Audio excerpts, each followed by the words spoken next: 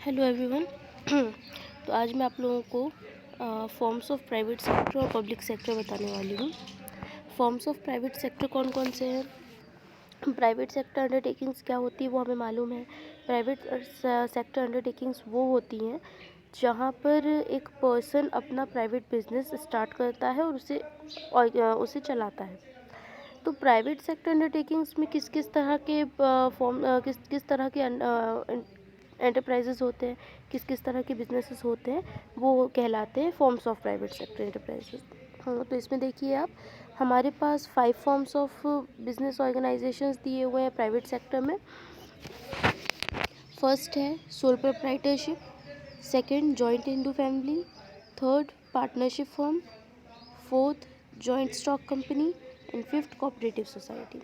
अब आप सोचेंगे कि इनमें से आपने कुछ तो पढ़ा होगा इससे पहले, बाकी जो जैसे कि सेल्फ प्रोप्राइटरशिप क्या होता है आप लोगों को मालूम होगा, जॉइंट हिंदू फैमिली क्या होती है आपको मालूम होगा, पार्टनरशिप क्या होता है वो आपको मालूम होगा, जॉइंट स्टॉक कंपनी क्या होती है वो भी आपको मालूम होगा। ये क्योंकि बहुत ज़्यादा कॉमन है और शायद आपने इसको प्रीवियस क्लासेस में पढ़ा भी है। लेकिन कोऑपरेटिव सोसाइटी क्या होती है अगर आप लोगों को नहीं मालूम है तो मैं आपको भी एक्सप्लेन कर देती हूँ, ठीक है। तो सबसे पहले सोल प्रोप्राइटरशिप क्या होता है, एक बेसिक इंट्रोडक्शन इसका क्या है। सोल प्रोप्राइटरशिप यानी कि जो सिंगल बिजनेसमैन ऑपरेट करता है,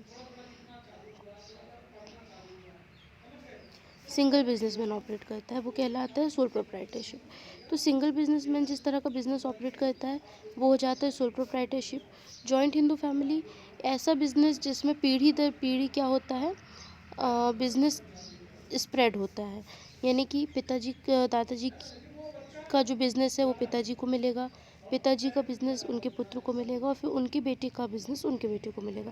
तो ये कहलाता है जॉइंट हिंदू फैमिली, जो कि एक पर्टिकुलर फैमिली में होता है, ठीक है। तो ये भी आप लोगों को मैंने एक्सप्लेन कर दिया। ये मैंने आपको बहुत स्मॉल इंट्रोडक्टरी फॉर्म में बताया है। Then what is partnership? Partnership का मतलब होता है दो या दो से ज़्यादा या दो से 20 तक के लोग, दो या दो से ज़्यादा लोग, मैक्सिमम 20 होने चाहिए, एक साथ जब बिज़नेस करते हैं वो कहलाता है पार्टनरशिप। पार्टनरशिप बिज़नेस जब भी होता है तो उसकी एक पार्टनरशिप डीड प्रिपेयर करते हैं हम।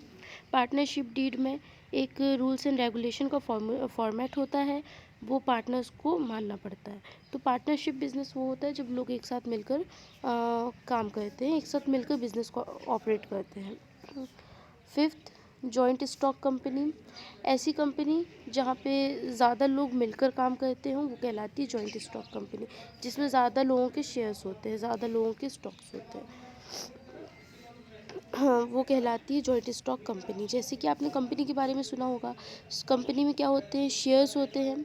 शेयर्स क्या होते हैं, शेयर्स परचेज़ करने वालों को दिए जाते हैं, डिस्ट्रीब्यूट किए जाते हैं। तो जो भी लोग उसमें शेयर्स परचेज़ करते हैं वो उसके मालिक हो जाते हैं, और ये जो फर्म हो जाता है, ये वाला फर्म जो होता है ये कहलाता है जॉइंट स्टॉक कंपनी। तो ये एक तरह से हमारी वो कंपनी, ये हमारी कंपनी है जिसमें लोग मिलकर काम करते हैं, जिसमें लोग शेयर्स परचेज़ करते हैं, स्टॉक परचेज़ करते हैं और बिज़नेस को ऑपरेट करते हैं। देन लास्ट क्या है, कोऑपरेटिव सोसाइटी। कोऑपरेटिव सोसाइटी वो ग्रुप ऑफ पीपल होता है जो लोग मिलकर काम करते हैं, लोगों की मदद करते हैं, अपना भी काम चलाते हैं। जैसे कि आप लोगों ने सुना होगा कॉटेज इंडस्ट्रीज़ चलती है हमारी जो, उसमें कौन लोग मदद करते हैं, उनमें वो लोग मदद करते हैं, जैसे कि महिलाओं का जो ग्रुप होता है वो कोऑपरेटिव सोसाइटी होता है। वो लोग ऐसे छोटे छोटे काम करते हैं जिससे वेलफेयर भी हो जाए, जिससे उनके घर का भी काम चले, तो ये कहलाती है कोऑपरेटिव सोसाइटी। इसका आगे भी आपको डिटेल्ड डिस्कशन है, एक्सप्लेनेशन है, वो मैं आपको आगे एक्सप्लेन भी कर दूँगी। यहाँ पे मैंने आपको इंट्रोडक्टरी फॉर्म में बता दिया। तो प्राइवेट सेक्टर में 5 टाइप्स के बिजनेस होते हैं, sole proprietorship, joint Hindu family, partnership firm, joint stock company और cooperative society. Now public sector enterprises, forms of public sector enterprises क्या है? पब्लिक सेक्टर एंटरप्राइजेस, इसका मतलब तो आपको पता है कि जो गवर्नमेंट अंडरटेकिंग्स होती हैं, तो गवर्नमेंट अंडरटेकिंग्स भी हमारे पास अलग अलग प्रकार की होती है उनके नेचर के बेस पे। जैसे कि हमारे पास यहाँ पे गिवन है 3 अंडरटेकिंग्स। फर्स्ट है डिपार्टमेंटल अंडरटेकिंग, सेकेंड है स्टैट्यूटरी अंडरटेकिंग, स्टैट्यूटरी कॉर्पोरेशन, और थर्ड है गवर्नमेंट कंपनी। तो सबसे पहले आप देखिए डिपार्टमेंटल अंडरटेकिंग्स क्या होती है। डिपार्टमेंटल अंडरटेकिंग वो बिजनेसेस होते हैं जो एक बड़े से मार्केट के फॉर्म में होते हैं और जिसमें बहुत सारे डिपार्टमेंट्स होते हैं। अलग अलग डिपार्टमेंट में अलग अलग किस्म का वर्क होता है, अलग अलग किस्म की चीज़ें सेल होती हैं, सर्विसेज प्रोवाइड होती हैं। जैसे आप लोगों ने मॉल्स सुने होंगे, वैसे उसी ही डिपार्टमेंटल अंडरटेकिंग कहते हैं। उसके अलावा आपने कुछ मार्केट सुना होगा कि जहाँ पे बहुत सारी शॉप्स होती हैं, है ना। आप ऐसे मार्केट्स हर जगह होते हैं। गवर्नमेंट ने बहुत सारी शॉप्स बनाई हैं, वो शॉप जो होती हैं वो लोग परचेज़ कर लेते हैं और वो शॉप्स को लोग अपने हिसाब से चलाते हैं। तो वो कहलाते हैं डिपार्टमेंटल अंडरटेकिंग, जहाँ पे अलग अलग डिपार्टमेंट का अलग अलग सेक्टर के बिजनेसेस का चलते हैं जो कि गवर्नमेंट के द्वारा चलाए जाते हैं। ठीक है। देन क्या है, गवर्नमेंट कंपनीज़। ऐसी कंपनीज़ जहाँ पे गवर्नमेंट के शेयर्स होते हैं, जिसमें ज़्यादातर जो काम होते हैं, जिसमें पूरे ही काम गवर्नमेंट कराती है। टेंडर्स जो होते हैं वो प्राइवेट पर्सन को दिए जाते हैं, लेकिन पूरे काम कौन कराती है, गवर्नमेंट कराती है। ठीक है। तो गवर्नमेंट कंपनी आपको मालूम ही है बहुत सारी है। डिपार्टमेंटल अंडरटेकिंग्स भी बहुत सारे हैं हमारे यहाँ, स्टैट्यूटरी कॉर्पोरेशन भी बहुत सारे हैं, गवर्नमेंट कंपनीज़ भी बहुत सारे हैं। स्टैट्यूटरी कॉर्पोरेशंस के कुछ एग्जांपल्स क्या हैं, RBI, reserve bank of India, उसके अलावा एसबीआई, उसके अलावा एयर इंडिया कॉर्पोरेशन, है ना। तो ऐसे बहुत सारे बिजनेस अंडरटेकिंग्स हैं जिनका नाम तो आपने सुना है, लेकिन आपको नहीं मालूम। आपको बस इतना पता है कि ये गवर्नमेंट के अंडर पे है, ये पब्लिक सेक्टर इंटरप्राइजेज है, लेकिन आपको ये नहीं मालूम होता है कि वो एक्चुअली में वो किस तरह का इंटरप्राइज है। तो हमारे पास गवर्नमेंट के द्वारा चलाए जाने वाले 3 तरह के इंटरप्राइज होते हैं, डिपार्टमेंटल, स्टैट्यूटरी और गवर्नमेंट कंपनी, और ये तीनों का नेचर और फॉर्म भी अलग अलग होते हैं। तो सबसे पहले आप अगर डिपार्टमेंटल अंडरटेकिंग को, इसका एक फ्लो चार्ट भी है, आप इसको अपनी नोटबुक में बना लीजिए, है ना। इसका फ्लो चार्ट आप अपनी नोटबुक में बना लीजिए। फिर डिपार्टमेंटल अंडरटेकिंग को सबसे पहले एक्सप्लेन किया गया है कि वो क्या होती है। तो डिपार्टमेंटल अंडरटेकिंग्स जो होती हैं,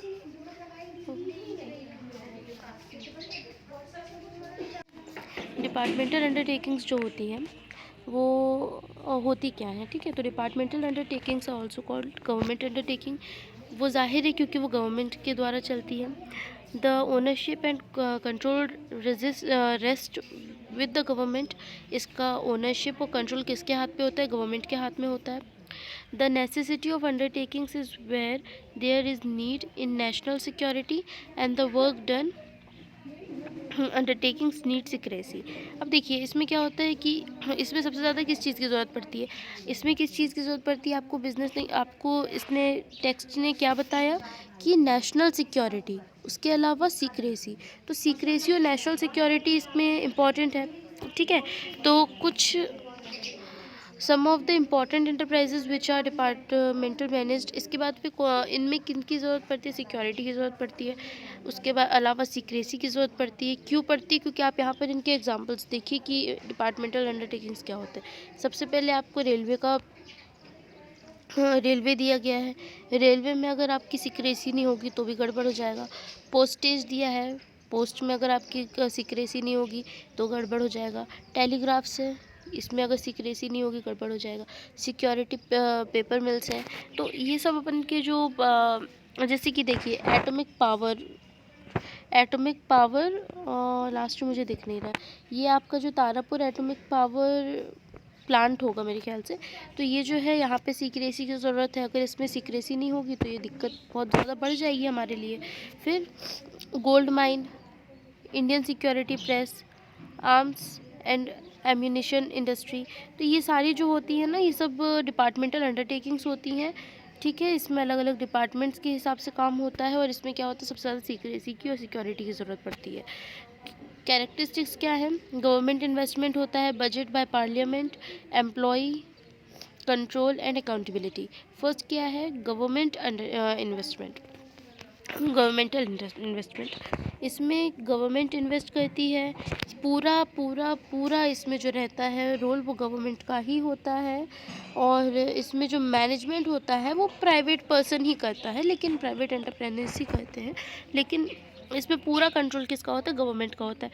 इसके जितने भी एक्सपेंडिचर्स, जितने भी इनकम्स होते हैं वो गवर्नमेंट ही हैंडल करती है, और प्राइवेट पर्सन, प्राइवेट एंटरप्रेन्योर्स जो होते हैं इसको मैनेज करते हैं। Budget by parliament. आपने बजट सुना होगा कि बजट क्या होता है। बजट जो होता है वो पार्लियामेंट के द्वारा प्रस्तावित होता है इनके लिए। पार्लियामेंट इनका जो भी प्लान होता है ईयर का, वो पहले से प्रिपेयर करके रखती है। हम फाइनेंस मिनिस्टर इनको बना कर रखते हैं, और इस जो भी उनकी प्लानिंग होती है इसके रिगार्डिंग वो जो भी प्लानिंग करते हैं वो पहले से ही डिसाइडेड होता है, और कंप्लीट ईयर ये उसी प्लानिंग के अकॉर्डिंग चलता है। ठीक है। Employees. The employees of these undertakings are private servants in central government, public servants in central government. These personals are selected through Union Public Services Community. ये जो होते हैं ये पब्लिक सर्वेंट्स होते हैं जिनको सेंट्रल गवर्नमेंट रखती है, और इसमें जो पर्सनल का मतलब होता है पीपल। वैसे आप तो जानते होंगे, लेकिन यहाँ पे जो पर्सनल होता है, इस पर्सनल का मतलब होता है स्टाफ या फिर वर्कर। ठीक है, स्टाफ या फिर वर्कर। तो personal are selected through UPSC. ठीक है, तो इसमें क्या होता है, इससे यूपीएससी एग्जामिनेशन देने के बाद ही आप इन अंडरटेकिंग्स में जॉब कर सकते हो। जैसे कि आपने सुना होगा कि रेलवेज़ में आपको अगर जॉब चाहिए है तो आपको एग्जामिनेशन ही क्लियर करना पड़ता है, तो इसके लिए आपको एग्जामिनेशन क्लियर करना पड़ता है। इसके अलावा कंट्रोल, तो it is fully controlled by the government. The full control of such undertaking rest in the supreme officials of that department. They are to keep control over the officer and to provide necessary suggestion. Committee of 2 or 3 members are formed under the chairmanship of the minister.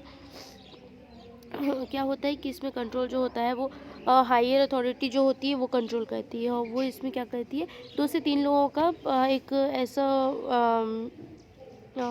Leading group बनाती है, 2 से 3 लोगों का, जो कि वहाँ पे ध्यान दे सके और लोगों के सजेशंस को, वहाँ पे उनके जो भी सजेशंस हैं वो उनको आगे पहुँचा सकें। देन 5th क्या है, accountability. What is accountability? The minister of the relevant department is liable or to disclose information regarding the departmental undertakings. The minister is responsible for the undisciplined in the department, and he is accountable for any discrepancies regarding income और expenditure of the department. Accountability क्या होता है कि इसमें जो भी expenditure होंगे, या फिर देखिए अकाउंटेबिलिटी का आप मीनिंग समझिए। इसमें सबसे पहले क्या होता है कि इसमें कुछ भी होगा तो उसके लिए जो हायर अथॉरिटी होगी वही इसकी रिस्पॉन्सिबिलिटी लेगी। ठीक है, तो जैसे कि कोई भी उसमें मिनिस्टर है या फिर कोई भी उसमें हायर अथॉरिटी है, वो अगर वहाँ पे किसी भी तरह का इनकम एक्सपेंडिचर से रिलेटेड कुछ भी गड़बड़ होती है या फिर कोई भी चीज़ की गड़बड़ होती है, तो उसको वो चेक करते रहें। अगर वहाँ पे गड़बड़ होती है तो वो उसका पता लगाएं और पनिशमेंट दें। तो ये उन अकाउंटेबिलिटी मतलब हर चीज़ जो है वो बराबर से मैनेज्ड होनी चाहिए। अगर आपने पहले से प्लानिंग बना रखी है कि हमने 50,000 का इसमें खर्चा करना है, और आपने उसमें 60,000 का खर्चा कर दिया, तो उसमें वो 10,000 आपने कहाँ किए, या फिर आपने प्लानिंग की है कि हमें इतनी की इनकम करनी है और इतनी कम हुई, तो आपने कहाँ पे गड़बड़ की है, या फिर किसी ने अंदर से कुछ घोटाला तो नहीं कर दिया, या फिर कहीं हमने किसी चीज़ में सर्विस प्रोवाइड करने में गड़बड़ी तो नहीं कर दी। तो ये सारी चीज़ों को कहते हैं अकाउंटेबिलिटी, जो कि हायर अथॉरिटीज़ करती हैं। हाँ, तो मैंने अभी की वीडियो में आपको कैरेक्टरिस्टिक्स ऑफ डिपार्टमेंटल अंडरटेकिंग्स बता दिए। व्हाट इज़ डिपार्टमेंटल अंडरटेकिंग है ये मैंने बता दिया। उसके अलावा फॉर्म्स ऑफ प्राइवेट सेक्टर क्या क्या है, फॉर्म्स ऑफ पब्लिक सेक्टर क्या क्या है, ये मैंने आपको एक्सप्लेन कर दिया। आप इनको नोट करें अपनी नोटबुक में और मुझे इसकी फ़ोटो भी खींच कर भेजिए। ठीक है, और इसके लिए मैं स्ट्रिक्ट हो जाऊंगी, क्योंकि आप लोगों की तरफ से किसी भी तरह का कोई भी रिस्पांस नहीं है और ये बहुत गलत है। ठीक है, तो अब बिल्कुल हल्के में मत लीजिए, यही सारी चीज़ें आपकी बेसिक है। अगर आप ये सारी चीज़ें इन सब चीज़ों को अगर समझ नहीं पाएंगे अभी, तो आपको फिर कुछ भी नहीं आ पाएगा। तो प्लीज़ आप इन सब चीज़ों को सीरियस लीजिए। ठीक है,